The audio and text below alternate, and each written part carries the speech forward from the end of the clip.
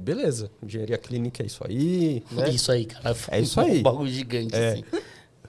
Mas e aí, lá no dia a dia? Lá vou falar no hospital, porque a gente está mais acostumado com o hospital e é o maior centro, talvez, onde ela está inserida, né? Por tudo que você falou.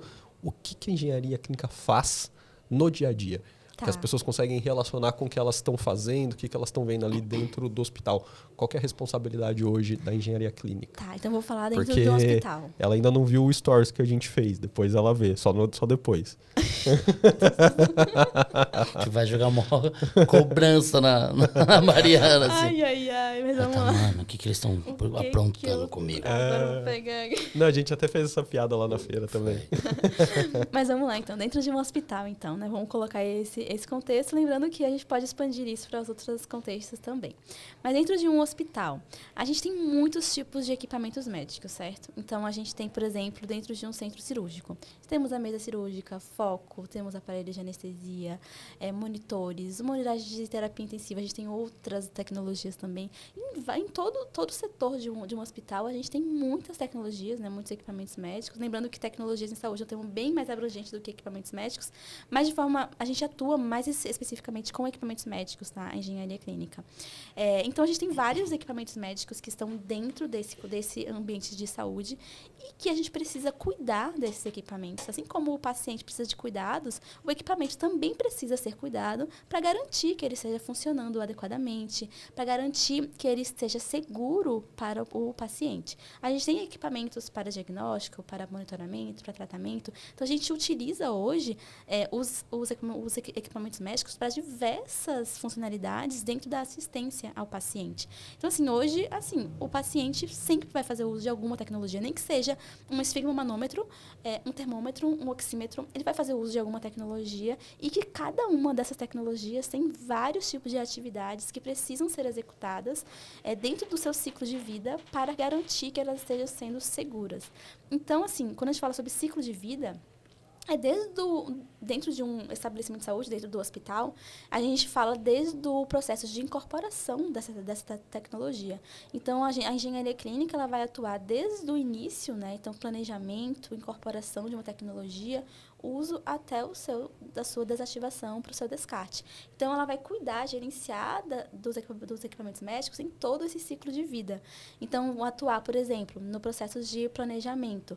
Então, qual é a melhor tecnologia com o melhor custo-benefício para a instituição, que esteja alinhado com a necessidade clínica e com a análise de mercado que é desenvolvida. Então, é fazer essa análise crítica mesmo de qual a tecnologia, qual o equipamento médico que melhor vai atender a necessidade clínica e relacionar, claro, a forma custo-benefício para o estabelecimento de saúde.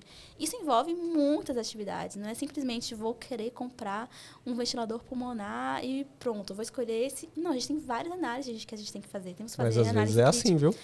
A gente sabe às vezes eu vou... esse aqui. A gente sabe da tela sim. bonita. Eu tava me segurando para não falar. Não, infelizmente, né? E acontece. Ainda mais em locais que não tem o setor de engenharia clínica, né? Isso é mais comum ainda. Então, assim, é importante que a gente tenha a clareza que existem muitas metodologias que a gente tem que fazer para a gente fazer, de fato, uma análise crítica, uma análise comparativa das tecnologias, fazer análise de custo total de propriedade. Porque não é somente a gente pegar, fazer e analisar o custo de aquisição de uma tecnologia, de um equipamento médico. A gente tem que fazer o cálculo de custo ao longo da vida útil desse equipamento. Então, assim, a gente tem que analisar o custo de operação, custo de manutenção, custo de treinamento. Então, são muitos custos envolvidos que, às vezes, o custo de aquisição pode ser menor, mas, se a gente for analisar todo o custo de vida total, pode ser que não compense financeiramente a longo prazo, sendo que a gente está fazendo de um ativo, né? Será que a gente pode ter o dinheiro para a gente fazer a incorporação, mas a gente vai conseguir sustentar essa tecnologia de forma sustentável dentro da instituição? E é por isso que a gente precisa sempre fazer essas análises com a atuação da engenharia clínica também visando a redução de custos dentro da instituição, né? A gente sempre fazer essas análises financeiras, né? Que a gente consegue estar fazendo também, auxiliar nesses indicadores. Então, assim, o processo de incorporação de uma tecnologia envolve várias dessas atividades, até mesmo o desenvolvimento de especificações técnicas para a gente conseguir estar fazendo uma incorporação adequada, até mesmo o processo de testes de amostra, então a gente fazer testes entre os equipamentos com o corpo clínico também, para a gente conseguir estar fazendo, né, verificando a usabilidade dessas tecnologias, de fechar no processo de compra, seleção de uma tecnologia. Isso é o processo de incorporação, assim, né, que envolve muitas atividades, né?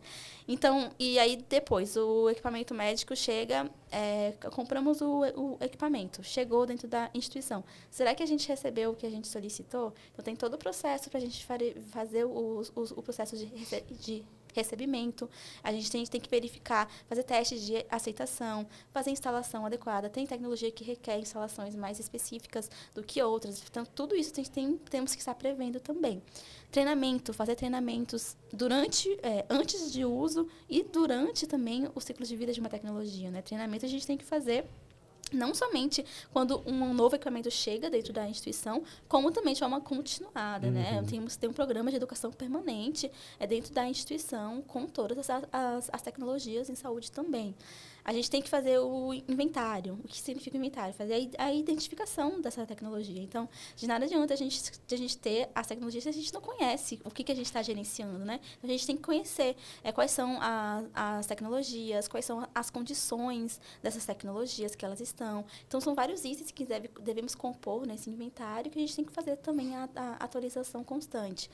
A gente tem também desenvolver programas de intervenções técnicas, que são atividades que vão envolver durante o ciclo, né, de vida, ali da depender de cada tecnologia. Então, por exemplo, manutenção preventiva, corretiva, são intervenções que a gente deve estar atento, né? Então, a manutenção preventiva, como o próprio nome diz, a gente visa estar prevenindo que algum determinado problema venha a acontecer. Então, a gente tem que verificar qual a periodicidade da realização de manutenção preventiva para cada tipo de equipamento.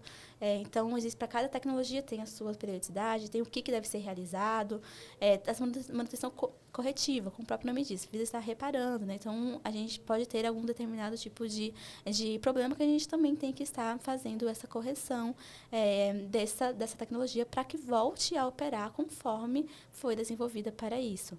Calibração. Então, a gente tem que fazer programa de calibrações durante um determinado período. Então, determinar qual a periodicidade de calibração de cada equipamento para verificar se ele está operando dentro dos erros admissíveis e não pode estar operando nem acima nem abaixo para garantir a confiabilidade. Né? Como é que a gente vai saber, por exemplo, que o monitor que está ali monitorando vários parâmetros do paciente, ele vai estar gerando aqueles resultados confiáveis, né? Será que aqueles resultados são, de fato, fidedignos com o próprio paciente? A gente tem que realizar a calibração para verificar se há algum erro. Sempre vai ter erro, tá?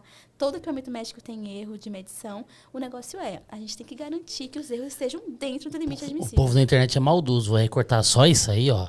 Tá vendo? Não dá pra acreditar nos equipamentos médicos. Mentirosos. Esse povo maldoso aí na internet é complicado. Mas sempre vai ter, gente. Não tem jeito. Sempre vai ter um erro. Mas a gente tem que garantir que o erro vai estar dentro do limite admissível. Para cada tecnologia tem um limite que deve ser para garantir a segurança. Isso é muito sério, porque se um equipamento médico não estiver operando dentro desse limite admissível, a gente pode fazer algum tipo de tratamento inadequado, um diagnóstico impreciso, pode levar a sérios danos também. Então, isso é super importante. Aí tem testes de segurança elétrica, que a gente verifica vários parâmetros ali de ensaio, né, que é muito importante. A gente tem qualificação térmica, algumas tecnologias requerem qualificação térmica. A gente falou disso com a Flávia lá na frente. Foi. Então, sim, são muitas... E para cada equipamento médico, dentro de um hospital, estamos nesse setor, existem essas intervenções técnicas que a gente precisa, a engenharia clínica, fazer essa programação e fazer análise crítica, né, desses resultados. Então, a gente analisa os relatos de falhas que aconteceram dentro da instituição. E cada setor de engenharia clínica tem a sua configuração, né? Eu já tive a oportunidade, assim, de conhecer dezenas de hospitais, justamente porque não é padronizado como é configurado o setor de engenharia clínica de cada local. Cada local tem a sua configuração, tem o seu organograma. Então, assim, tem locais que realizam mais manutenções internamente, outras já terceirizam muitas dessas manutenções. Tem lugares que internalizam a calibração, outros lugares não. Então, assim, depende muito de cada instituição como é realizado esse organograma. Mas todos precisam seguir o passo a passo de realizar gerenciamento. Tem normativas para isso, de como tem que ser de forma mínima, né? Mas claro que a gente sempre vai aprimorando. E aí existem muitos outros passos. Existe a parte de indicadores, a gente gera indicadores, analisa esses indicadores, gerenciamento de riscos, e até chegar na parte da avaliação de obsolescência para verificar se a tecnologia continua segura para uso e a gente seguir esse ciclo de vida novamente. Então, assim, é um ciclo de vida contínuo, né? Do passo a passo mesmo, para garantir que aqueles equipamentos médicos estejam operando de forma segura. E, assim, muitas vezes a gente associa engenharia clínica como que faz o reparo daquele equipamento. Olha, sobre isso que eu queria te perguntar.